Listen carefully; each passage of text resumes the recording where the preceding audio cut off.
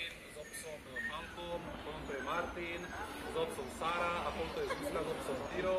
Ja tu mám psíka, Dorka, tá bude teraz oddychovať, budú sa vám predstavovať tieto 4 naši členy obci, uvidíme, či vás nájde. Rozhodne nebudeme využívať, aby sme to zbytočne čerpali členov.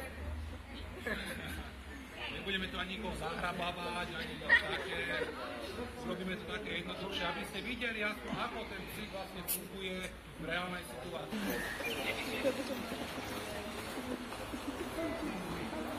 Čelo vzad. Zastaviť. Tie psíky fungujú na to, že niektorým psovci ho chváli, urobí niečo dobré, pochváli, dajú piškotku, pohľadka, ten psík to potom robí s radosťou. Pred. Čelo vzad. Zastaviť. Dáme povely na mieste, takže skúsime ľahnúť, sadnúť. Stáť. Stoj. Ľahnúť. Ako som spomínal, psíkovia, keď nájdu živú osobu,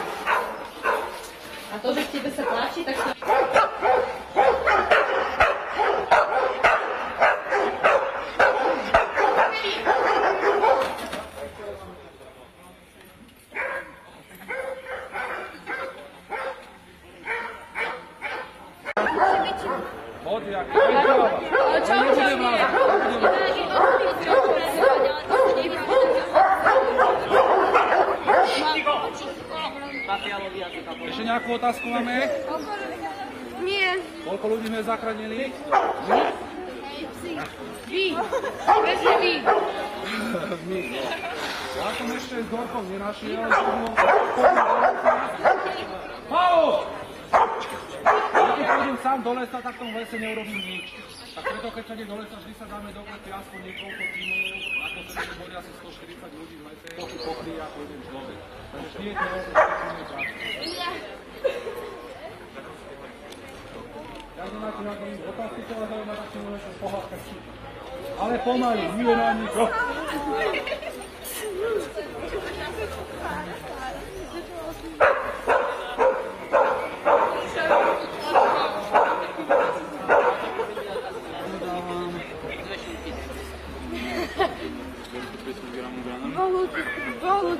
Závisí od typu žradla, ako ja mu dávam granule, večer iba. Ale že je lepšie dávať meso. Nie, žiadne meso, ako pedigrie. Má.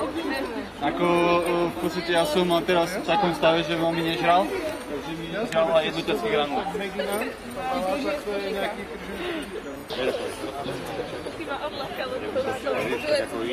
Ísť na strednú školu a potom ísť do výjazdu, radšej ísť do výjazdu.